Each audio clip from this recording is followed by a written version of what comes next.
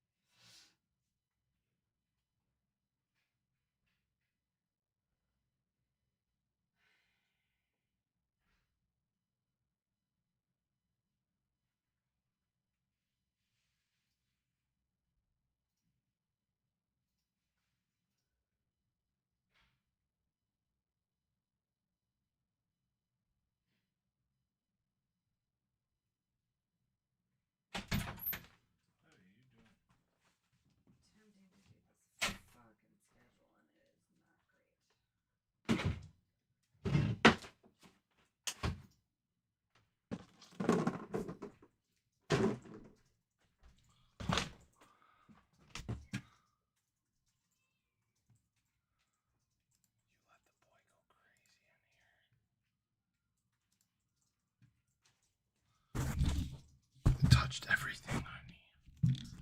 Everything. What the fuck?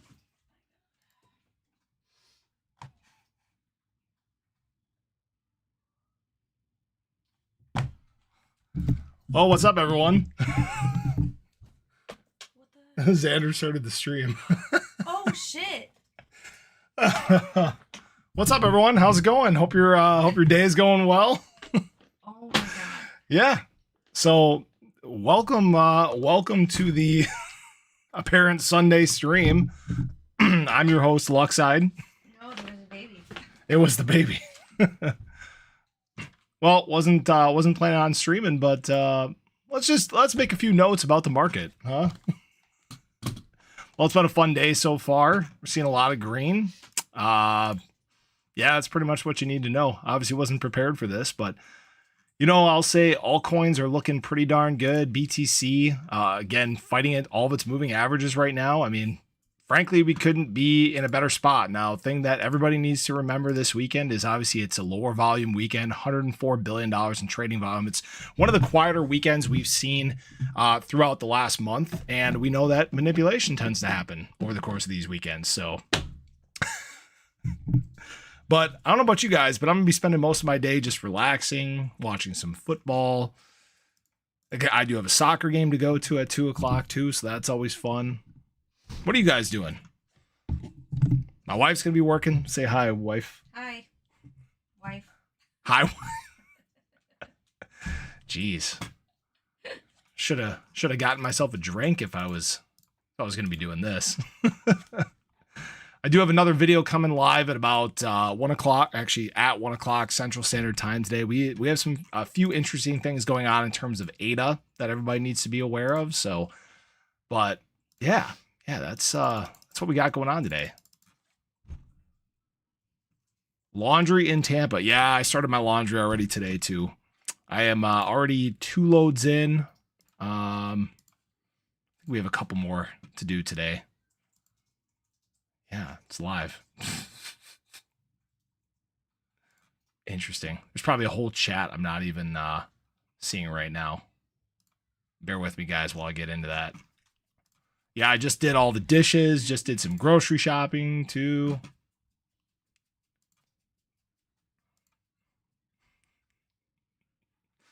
Oh, Xander. Ain't he just a hoot, honey?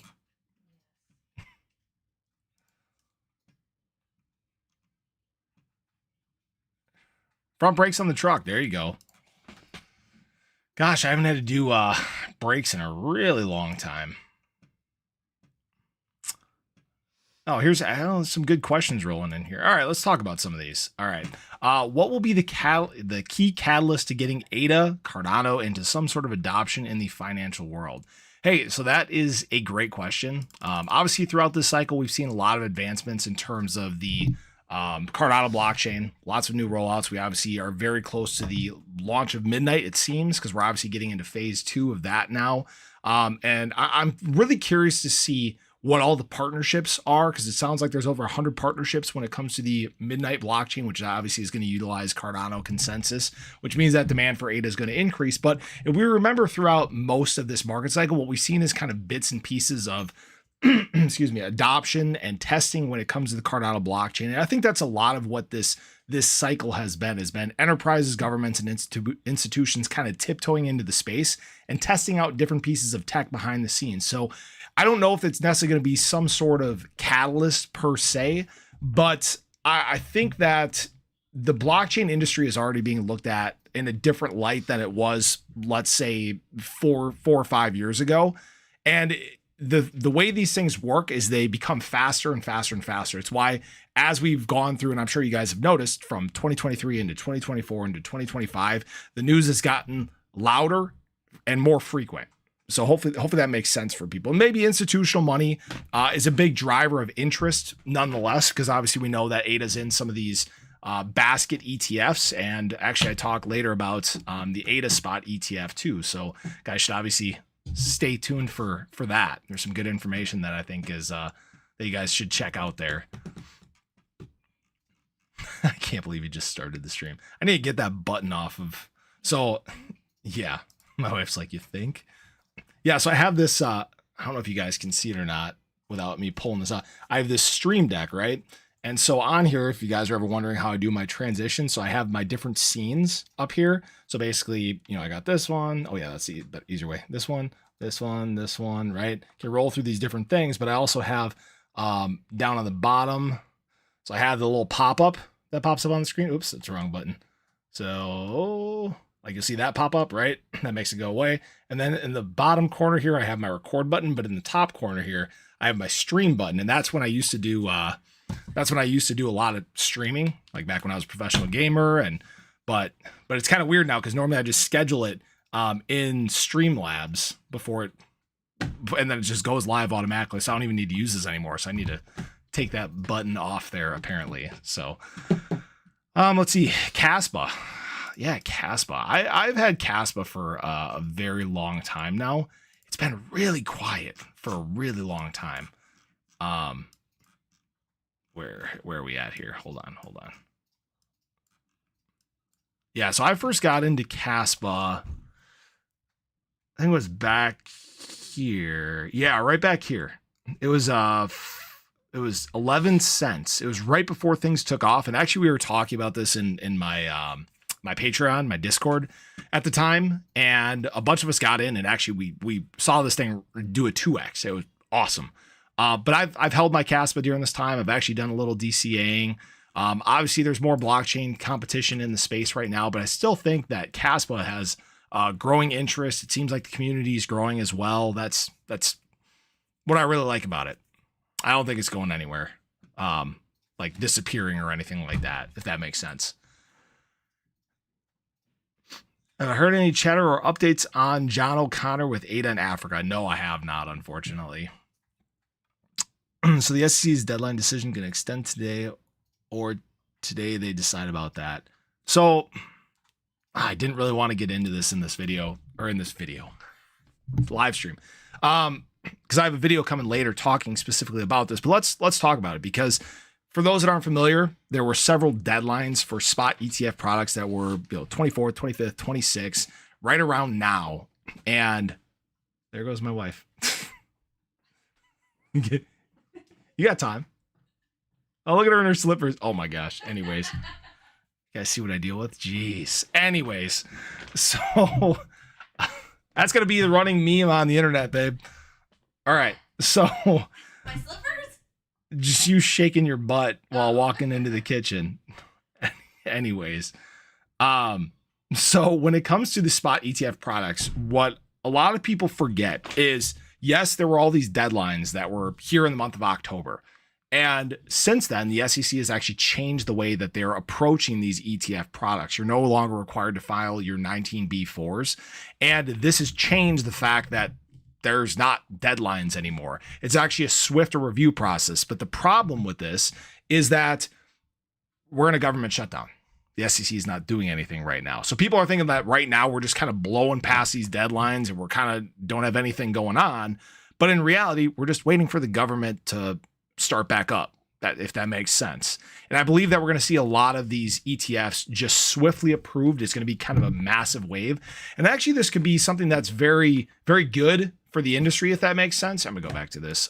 That's going to be something that could be very good for the industry because it's going to bring a lot of optics with it. You know, you're probably going to see massive news coverage surrounding this. And this is where the people outside the space, their ears start to perk up again. We're probably going to see search analytics for, let's see here.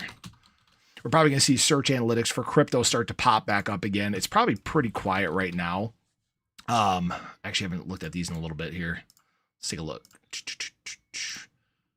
So in the last 90 days. Yeah, like look at this. We're right now in the lowest search traffic for crypto we have seen in the last 90 days, but we have some of the loudest things for crypto basically right here, right? So that everybody outside the space is kind of tone deaf to it right now, but then we, excuse me, but then we kind of randomly get these spikes that happen out of nowhere. That's exactly what happened. If we look back, yeah, we should be able to catch this here. Kind of out of nowhere, you know, we got into November and then boop, just shot right up, right? Same thing back here too, from basically start of July through, what is that, mid-August? Yeah. through mid-August. Same thing. They just kind of come out of nowhere, and maybe this is the thing that really gets those rolling. Someone said Caspa is the next Kadena. Is Kadena the one that I talked about that just like completely rugged the community? Caspa's not that. Yeah, Kadena is that one. Yeah. Sucks for anybody that was in Kadena. I never even looked at it, to be honest with you. Hopefully nobody was caught up in what was going on there. But let's see. Why is Cardano so suppressed? It's so annoying. So that's actually a really good question. I've talked about this in a couple of videos before. What people seem to forget is a lot of the money that is in the market right now, or most of it, is money that was here last market cycle. And it's the same money from earlier on this market cycle. So where Cardano and ADA tend to differ is we've talked at length about how ADA tends to be a better late market performer when new adoption is taking place, and it tends to lag when it's a lot of the same money rotating around the space. Because what do we hear early on in market cycles? Oh, the FUD surrounding Cardano. Oh, the network's too slow. Oh, there's no VC money that's pumping it. Oh, there's not enough transactions. Oh, it's got no user, the same garbage that we hear. And unfortunately, as the market is kind of quiet and sideways, it tends to mentally turn a lot of people off to Cardano, I think. Now, luckily, we've done a good job of actually, I think, outperforming what we would have normally done earlier on in this market cycle, which sounds kind of weird. But why I'm saying that is Cardano's become louder. And specifically over the last year or so, we've actually seen Cardano or ADA outperform other assets when the market gets hot. ADA kind of separates, does its own thing, outperforms a little bit. For example, the one big thing I reference is back here when we saw the announcement surrounding the strategic reserve and the reserve assets that were listed. ADA was the best performer out of all of them. I mean, that's kind of where we're at. So I kind of look back at this front part of the market cycle as irrelevant. And I look more towards what happens back here, because we've seen the community grow. We've seen further launches and advancements within the ecosystem itself. We have an extremely depleting supply when it comes to exchanges. This is one thing I look at all the time. And it seems like just like the most consistent theme in crypto, the most predictable thing ever, is that we're going to see ADA removed from exchanges. For example, I know I talk about it a lot, but every single week, apart from one here in 2025, has been a week where we've seen supply removed from exchanges. So you have all these people buying and hoarding and not planning on getting rid of it. And that's pretty cool. So I totally forgot where I was going to go with that. But that tends to be, I remember now.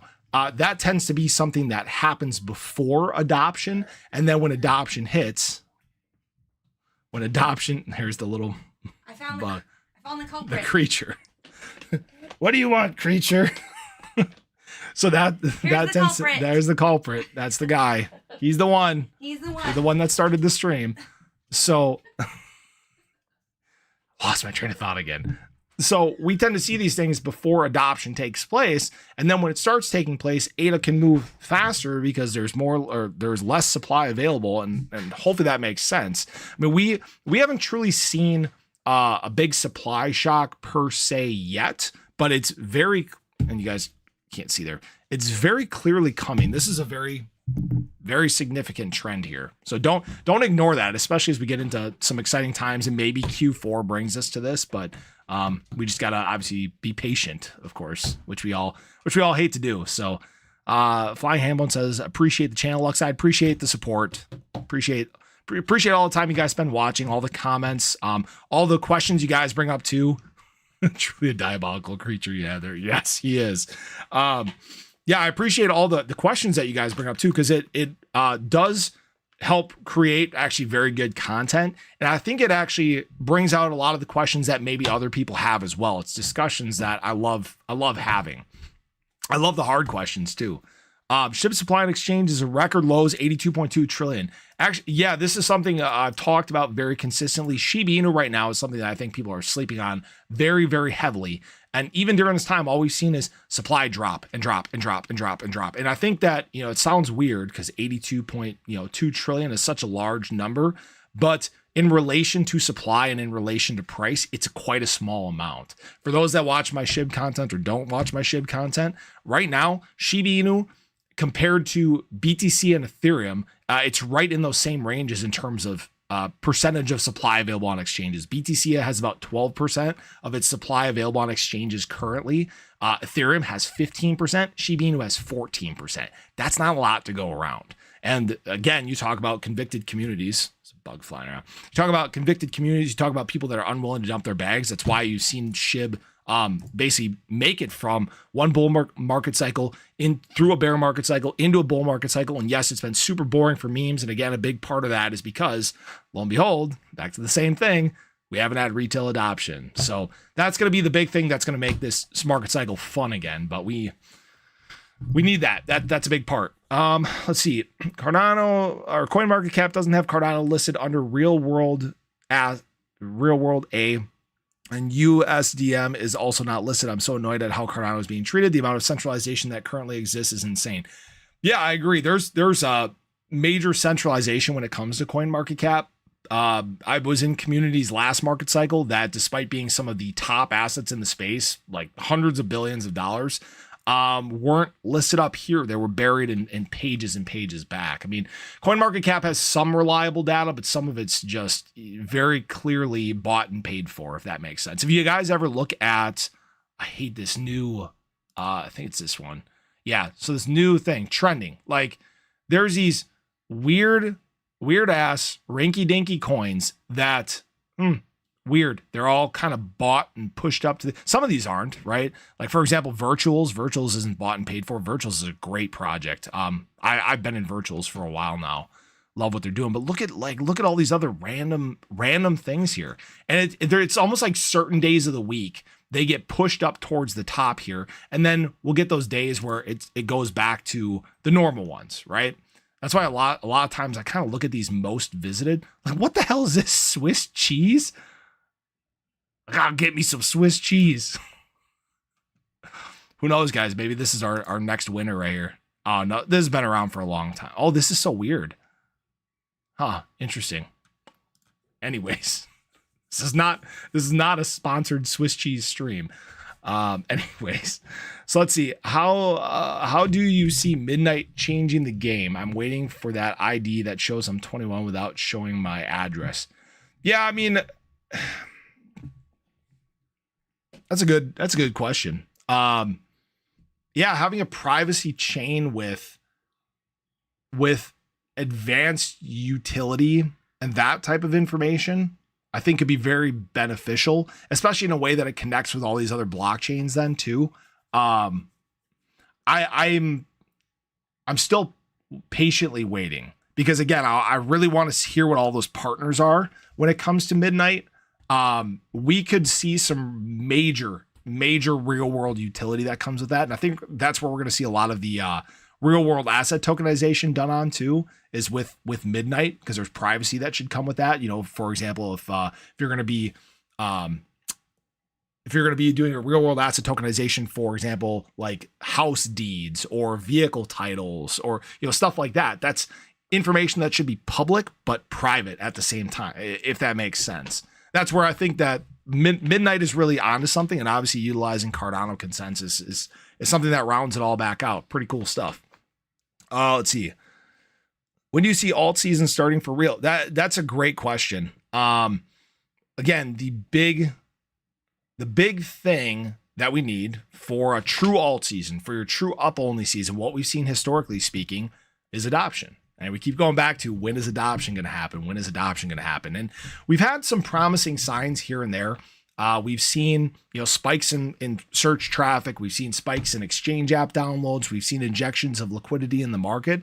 But, it very could possibly be that we could be just waiting for lower interest rates, or we could be waiting for quantitative easing, or we could be waiting for something that's so big that retail just can't ignore it. Or maybe it even goes back to something I've talked about for a long time now, where we're just waiting for the large players to get their essentially their pieces of the pie, get their infrastructure in place, whether that be on-ramp, fiat on-ramp, off-ramps, whether they're launching their exchanges or their ETFs or whatever it may be. And then you see mass marketing to retail or a forced retail integration, basically saying, hey, you need to utilize this in utilizing a certain front end. For example, there are some like Zelle, for example, has actually been using blockchain tech.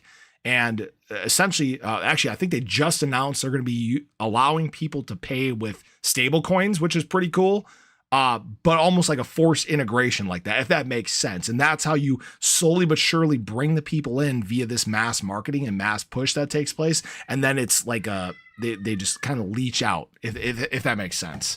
I'm not trying to sound like I'm rambling, but it's kind of a weird backdoor way that they're going to almost force adoption, and then it happens really fast from there. So that's kind of my thoughts on what we're in right now, and we don't have to follow that path, but it seems like that might be what we're headed towards.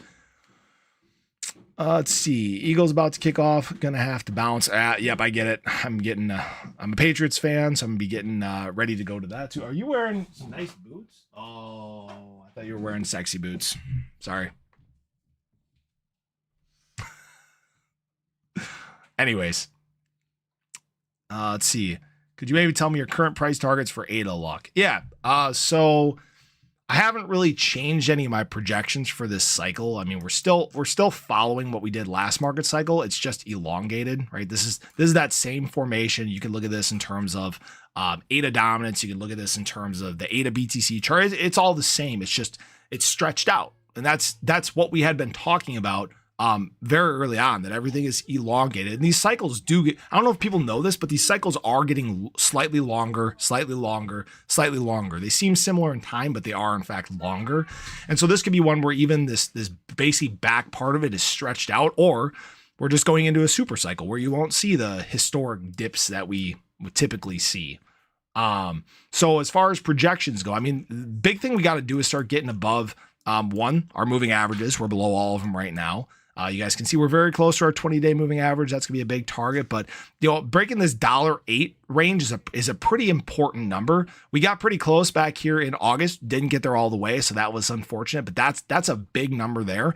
And there's kind of this big gap, basically right here, basically between $1.22 and 108. And ADA does not like to live in this range, just like it doesn't like to live in any of these other ones down here. But this is a range that it can kind of bounce around in and tackle pretty quickly. But above there, gosh, do I still even have this? Crap. I don't know why this isn't loading. Dang it. There's a range up here at like $1.70 that kind of stands in the way. And then above that, we're basically looking all the way back up here at basically our breakout zone. So around $2 or so. But then beyond that, I mean, then you're dealing with what does adoption look like? How thin does liquidity stay? It's really thin right now. There's basically nothing up here. I mean, these are the spots where you could see ADA move, 10, 15, 20% in a day without a problem. But, oh, hey. I have to go. No, you do not. Nobody look, we're going to kiss. Mwah. Love you. Have a good day. Where are the boys? All right. What? Who? Change him. Oh, gosh. Gross. She said he smells bad. But anyways, yeah, it's going to depend on adoption, right? I almost feel like I should put on the top of every video, we need adoption, we need adoption, we need adoption. What?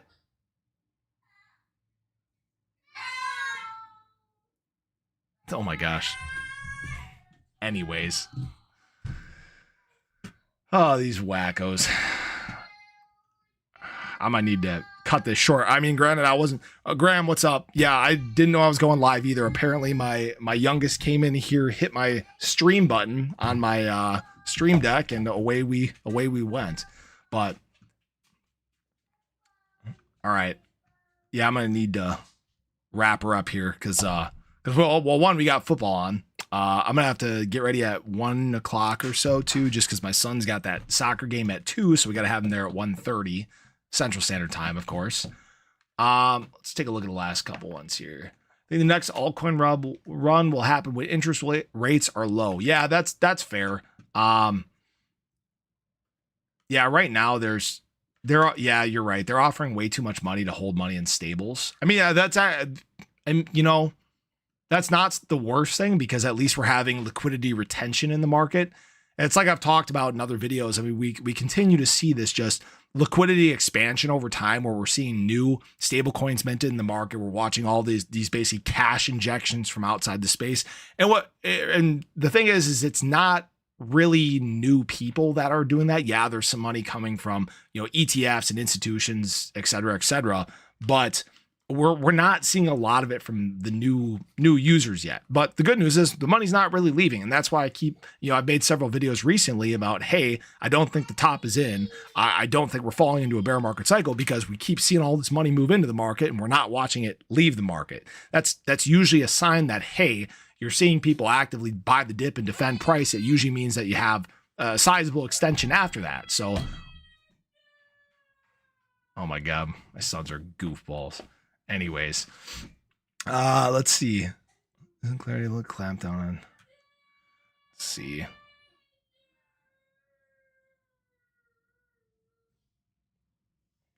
Thanks for streaming and posting, even with all the haters commenting. Hey, you know what? There's always haters in the world. I still remember back when I had maybe 600 subscribers and my channel was just getting started, and there was a lot of people trying to trash me at the time. And yeah, it didn't matter. I have this grind mentality. I don't let the outside influences influence what's going on up here. And that's why I've been very successful in life. Multiple businesses, beautiful family. And, I just continue to knock all these walls down. And I'm not saying I do it alone because you guys are a major reason why this is all happening. Because you guys keep coming back to the channel. You keep viewing, you keep commenting, providing good insight. I've definitely seen some bad insight. I've seen some people say, oh, your channel's trash, just shut it down. And it's like, screw you, bud. But no, in all honesty, guys, it's because of you that this channel continues to grow. I appreciate you guys, and we're gonna keep making sure that we're looking at things closely, that we're trying to make the proper calls. And some people think I'm just a perma bull, and that's not the case at all. I'm a macro bull. I believe that the market cycle was intact, but I'm seeing the bigger changes that are taking place that leads us to much bigger adoption in the market. And so I'm excited for the long term, and the process is going to have ups and downs. My journey on YouTube is going to have ups and downs too, but we're headed towards some pretty exciting things. So that's what I'll leave you guys with. So I appreciate you guys as always. I appreciate you stopping out. I know this was unexpected for me too. So I'm going to go crack a cold one. I'm going to watch some football.